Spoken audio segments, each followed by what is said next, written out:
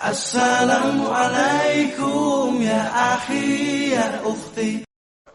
Cerita sedikit tentang kemarin saya pas pulang dari Aceh, kebetulan saya naik pesawat, ke sebelah saya salah seorang pejabat lah. Kemudian mulailah ngobrol.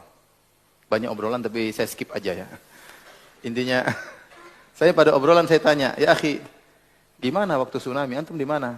Waduh, Ustaz, tsunami luar biasa Ustaz. Jadi kalau nggak salah ibunya meninggal, bapaknya lagi nggak di situ. Kalau nggak salah adiknya juga meninggal, banyak keluarganya meninggal. Kata dia, tidak menyelamatkan saya kecuali, dia sambil cerita sambil berlinang air mata. Tidak ada yang menyelamatkan kecuali apa? Sedekah. Jadi waktu hari terjadi tsunami tersebut dia bilang, saya punya kawan sakit dan rumahnya dekat pantai, dekat laut. Dan saya sudah bertekad untuk kunjungi dia. Maka saya beli oleh-oleh, saya beli buah-buahan, kemudian saya beli coklat-coklat, saya bawa untuk dia dan buat anaknya. Maka begitu saya menuju ke sana, tiba-tiba terjadi gempa. Sudah mau dekat rumahnya terjadi gempa. Tapi saya nggak anggap. Saya pun datang ke rumahnya, kemudian saya kasih oleh-oleh. Kemudian tidak berapa lama kemudian ada orang tua pakai sorban, jalan di kampung, berteriak, tobat pakai bahasa Aceh. Bertobatlah kepada Allah, kembalilah kepada Allah, tobatlah kepada Allah. Tapi saya tidak peduli, ya, orang ini ngapain, ini gempa biasa aja. Maksudnya, ya jalan begitu saja. Tiba-tiba orang itu udah nggak ada lagi, nggak ada suara dia lagi. Tiba-tiba datang tsunami. Datang tsunami. Orangnya badannya agak kekar, kemudian ininya juga berkepal, ya orangnya memang kuat saya lihat juga.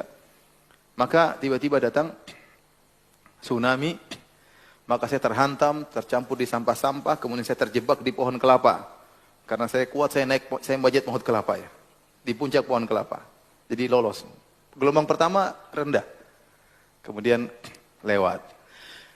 Dasar saya agak nakal, dalam hati saya itu ngomong, mau gempa, memang bisa sampai ke saya gitu. Saya di atas. Dia bilang gitu dalam hati dia. Dia tidak ngomong dari dalam hati aja.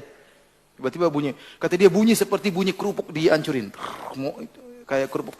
Ada bunyi gemuruh dia dengar. Dan dia bilang dalam hati saya bilang, sampai di mana sih kamu air? Subhanallah, datang air kedua, akhirnya hantam dia. Sampai atas kelapa dia masuk. Kena dia kemudian masuk ke dalam, di bawah dasar.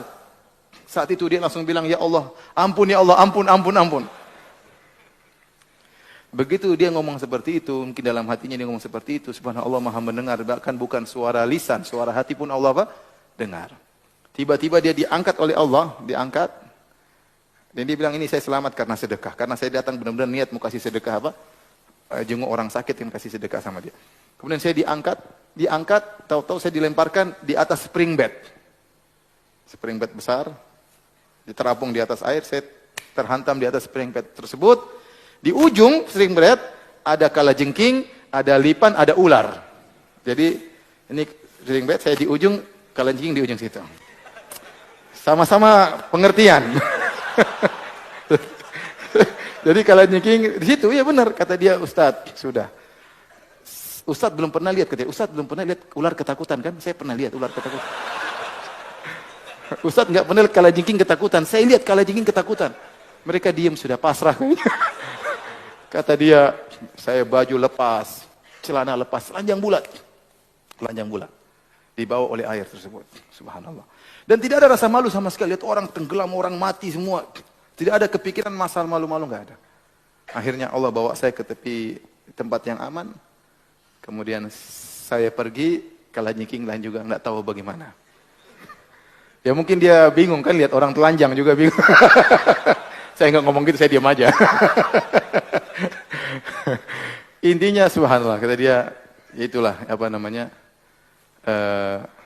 Allah maha mendengar ya. Allah tahu apa yang kita lakukan. Allah memberi balasan di saat-saat kita lagi membutuhkan.